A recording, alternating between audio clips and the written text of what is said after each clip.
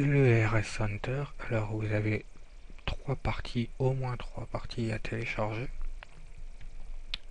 La version complète compose de l'interface du mode RS Center, un pack qui contient toutes les pistes et un pack qui contient toutes les voitures. Vous avez la possibilité de télécharger des packs de voitures individuellement selon les catégories, les classes, classe A, groupe N, etc., etc. Donc une fois que vous les avez toutes téléchargées, ce que vous voulez, en pensant bien que ces deux-là sont absolument obligatoires, et puis un pack de voitures au moins si vous voulez pouvoir rouler, on ne se balade pas à pied. Donc on lance RSRBR, vous choisissez votre langage d'installation, et c'est parti. Vous indiquez le chemin, le dossier dans lequel vous avez installé Richard Burns Rally. Bon, en l'occurrence il s'appelle Rally Sim 2012, comme on peut le voir ici. Rally Sim 2012, c'est bien mon jeu original, classique. Et on installe et c'est parti. Alors pendant l'installation, ça peut paraître figé, c'est normal, faut patienter. Ça peut être long sur certaines machines, faut prendre son mal en patience.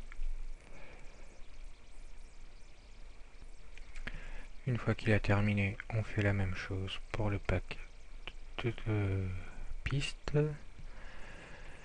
Exactement le même soin.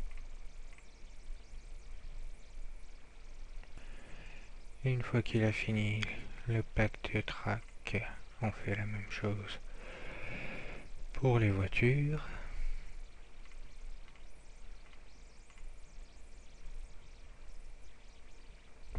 Donc moi là en l'occurrence j'installe le whole pack, mais si vous avez téléchargé un pack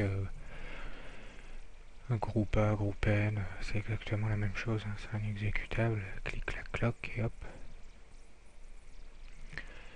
Donc une fois que le pack de voiture est terminé, vous avez la possibilité, si vous avez utilisé la backup, de pouvoir remettre vos réglages, skin, replay, screenshot, etc. précédemment sauvegardés.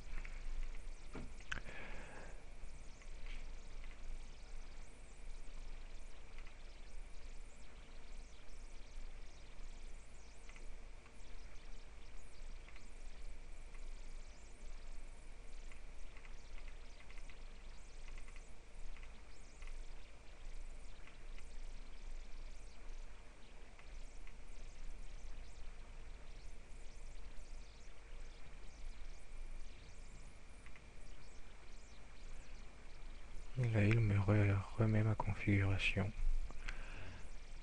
tranquillement. Merci Phil. Petite parenthèse, si vous êtes sur Windows 7, il faut faire une manipulation pour que ça marche.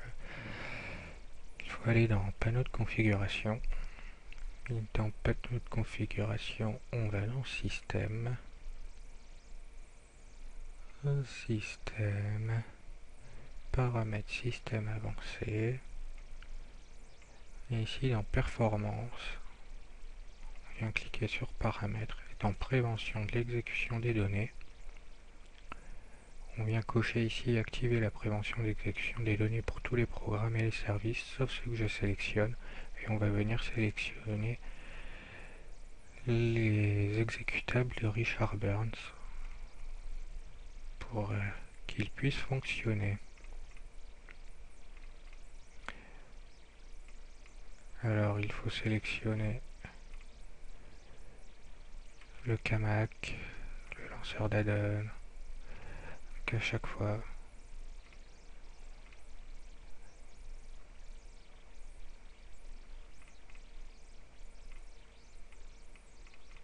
on vient les sélectionner un par un et tous les placer.